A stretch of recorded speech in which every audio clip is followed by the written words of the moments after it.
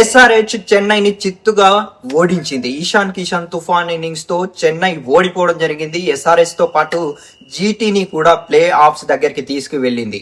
CSK versus SRH match లో ఏం జరిగిందో టాప్ 5 మూమెంట్స్ గురించి ఈ రోజు వీడియోలో మనం డిస్కషన్ చేద్దాం. నెంబర్ 1, ముందుగా బ్యాటింగ్ కు వచ్చిన చెన్నై నితీష్ రెడ్డి ఓవర్లోనే 17 పరుగులు కొట్టింది. సంజు శాంసన్ 27 పరుగులు చేసిండు. కానీ గైక్వాడ్ మాత్రం టెస్ట్ మ్యాచ్ ఆడినట్లు 21 బాలలో కేవలం 15 పరుగులు మాత్రమే చేశాడు. ఇక కార్తిక్ 32 పరుగులతో కొంత సపోర్ట్ ఇచ్చిండు. నెక్స్ట్ నెంబర్ 2, ఆ తర్వాత రంగంలోకి దిగాడు సైలెన్స్ ప్యాట్ కమిన్స్. ముందుగా సంజు శాంసన్ ని అవుట్ చేసి తర్వాత గైక్వాడ్ వికెట్ తీశాడు. ఆగకుండా కార్తిక్ ని కూడా పెవిలియన్ వైపు పంపించి 3 భారీ వికెట్లు తీసి మ్యాచ్ ను పూర్తిగా తిప్పేశాడు. నెంబర్ 3, తర్వాత డేవిడ్ బ్రేవిస్ 27 బాలలో 44 పరుగులతో అదిరిపోయే ఇన్నింగ్స్ ఆడాడు. కానీ మరోవైపు శివం దుబే మాత్రం 23 బాలలో కేవలం 26 పరుగులే చేసి నెమ్మదిగా ఆడాడు. దీంతో సిఎస్కే 180 పరుగుల వరకు చేరుకుంది.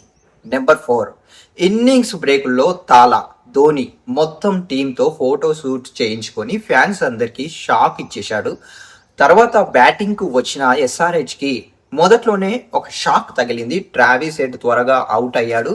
అభిషేక్ శర్మ 26 పరుగులు మాత్రమే చేసిండు.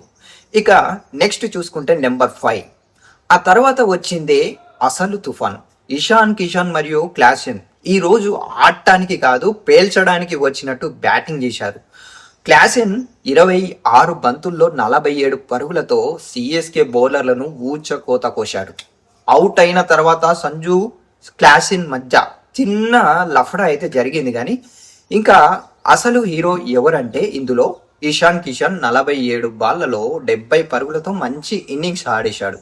ఇక చివరి 3 ఓవర్లలో ఎస్ఆర్హెచ్ కి 28 పరుగులు కావాలి. అప్పటి వరకు సిఎస్కే మ్యాచ్ లోకి వస్తుందనిపించింది. కానీ చెన్నై బౌలింగ్ అంత దారుణంగా ఉండడంతో 2 ఓవర్లలోనే 28 పరుగులు ఇచ్చేసి మ్యాచ్ వదిలేసింది. ఇలా ఎస్ఆర్హెచ్ భారీ విజయంతో ప్లే ఆఫ్స్ రేసులోకి దూసుకెళ్ళింది. దీని గురించి మీరేమనుకుంటున్నారో కింద కామెంట్ చేసి చెప్పండి.